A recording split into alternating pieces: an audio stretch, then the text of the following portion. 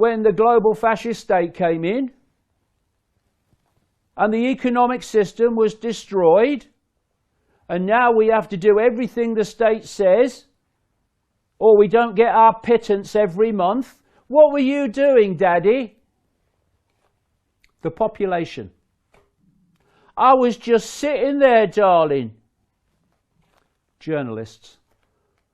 I was helping to bring it in, darling, by lying to the public. Law enforcement. I was enforcing it, darling. All the bloody best with that conversation with your kids and grandkids when you face the fact and the reality of what's going on. And you know, I'll say this to law enforcement, you know, there are a lot of intelligent, genuine, decent people in law enforcement. But there are, at the same time, some monumental morons and some serious psychopaths who are loving this now. I mean, Derbyshire Police is loving it in extreme, imposing these laws, putting black dye in Blue Lagoon tourist attractions so that people won't go there. Telling my son, Jamie, that they're tracking him because he's been out with his dog in the middle of frickin' nowhere, can't see anybody, because it's not essential travel. And Derbyshire Police is run by a chief constable, what's his name, Peter Gordon, is it? Something like that. Who has such extraordinary levels of intelligence that he disconnected the Derby Constabulary Male Voice Choir from the police because they wouldn't take women members. Male voice choir, male voice choir, certain sound. They refused, so he got rid of he disconnected them. And he has been overseeing Derby Police, who have been imposing this lockdown in extremis. I say to the decent, intelligent, genuine police law enforcement people in this country, your children and your grandchildren are going to have to live in the world you are enforcing. Same with the military. Oh, come and fight for your country and we'll let your family back at the barracks in Britain live in total shite accommodation because we care about you. You're enforcing laws not to protect the public, but to protect and enforce the will of a cult that makes psychopaths look like Mother Teresa. What are you doing? Look your children in the eye. Look your grandchildren in the eye. And tell me that you're going to go on enforcing a fascist tyranny that is going to ensnare those kids as much as anyone else's. Take your uniform off. Leave the force. Now tell me how you feel about what you did before. Now you are subject to what you were doing before. You can't appeal to the psychopaths. You can't appeal to the morons in uniform.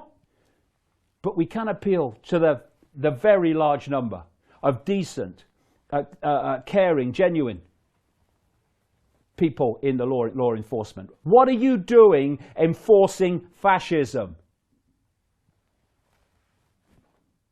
We're at a point in the road here. What do the rest of us do, David? What do we do?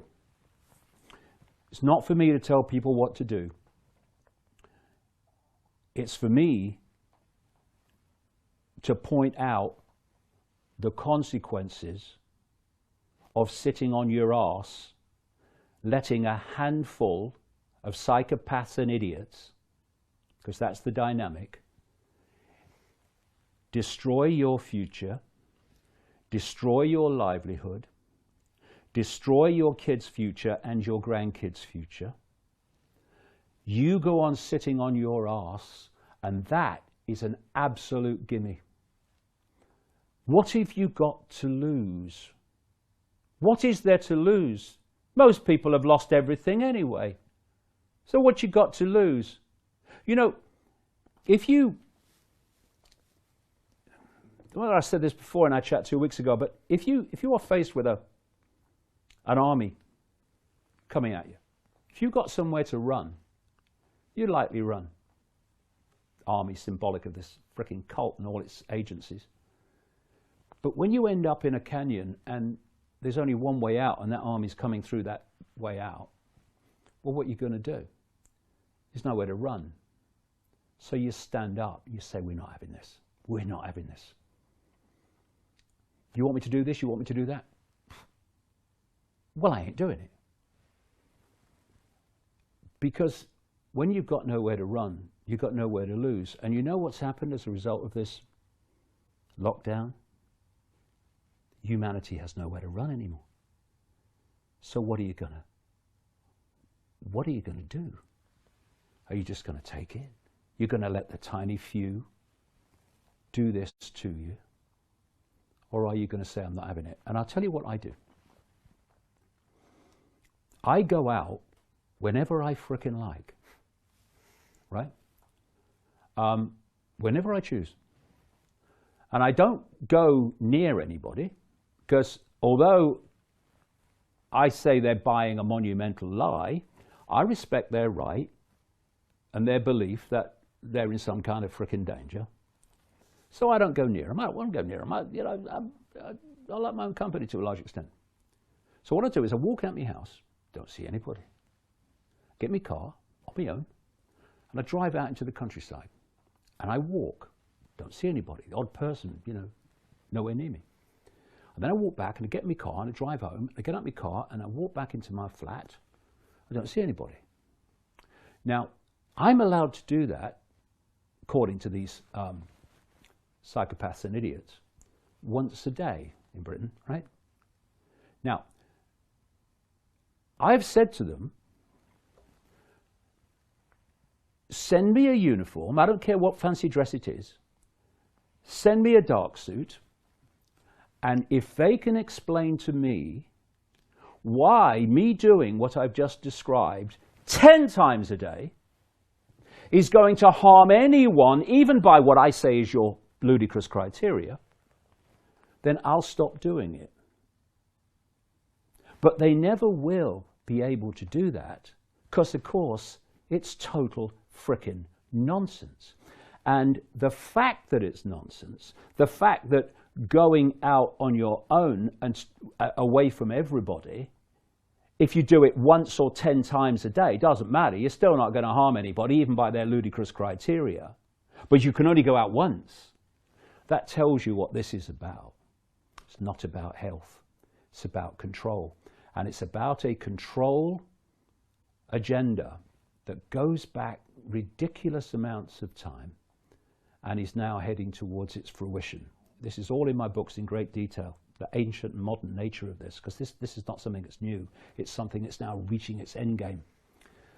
And 8 billion people, nearly, 66 million in Britain, number of people locking everyone down, tiny. I think I see a way out of this.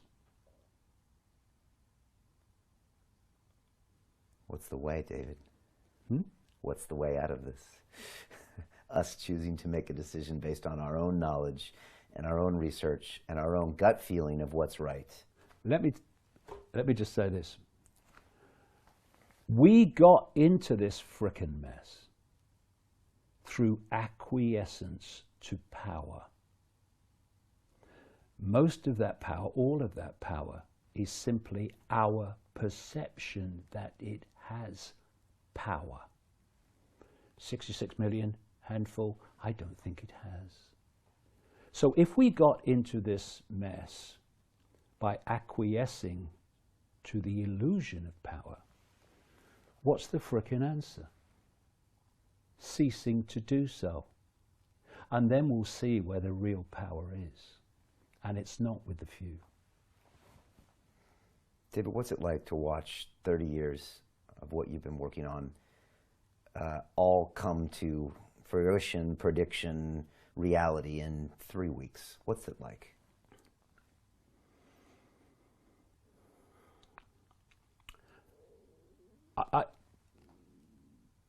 I don't give myself the time to be frustrated, because that's just drains your energy. So I just get on with it. And I see silver linings in every cloud. I've been aware, Brian, all the way through this 30 years, as all the laughter and the ridicule and the abuse, that it had to get real bad before enough minds were focused on the fact that this world is not like they thought it was, and it's not run by the forces they thought it was. So I see this not just as a danger, it's certainly that. I see it as a wonderful opportunity. Because people, there will be some, of course, because they've allowed themselves, they don't have to be, they've allowed themselves to become software programs, press enter people, I call them. Who simply have denied themselves the capacity for free thought.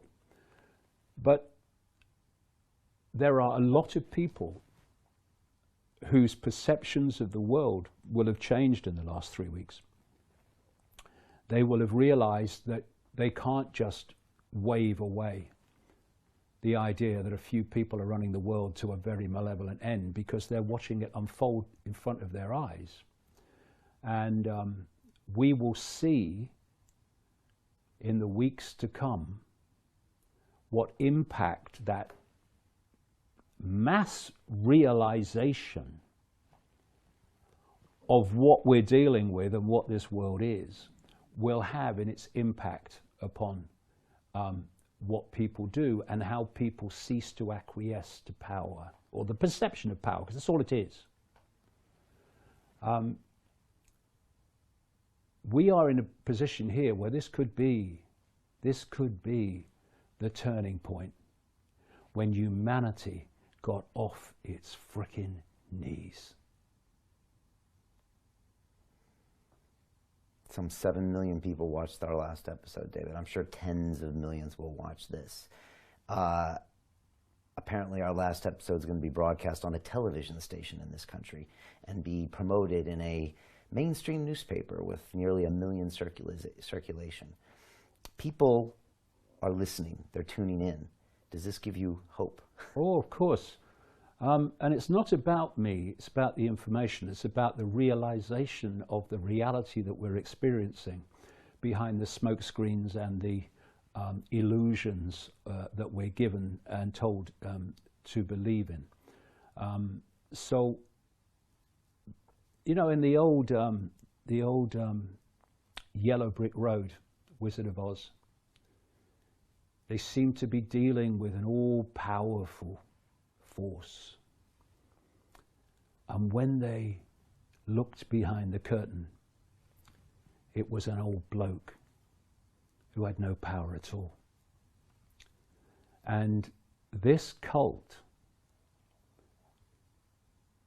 expresses its power by persuading the target population that it has power.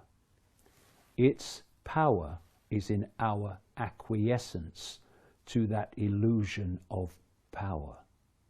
We now have the chance to break the spell, to break the mind spell, and see behind the curtain. And what we'll find is something that's not powerful at all once we stop acquiescing to it. And that's where it's where I want things to go, but it's also where I know things can go. Because in the last few weeks, worldwide, that spell has been broken. And at the same time, this cult has broken cover. It's walked into the room where we can see it. And you know what's happened? The frickin' door has clicked behind it. And we're now in a different game.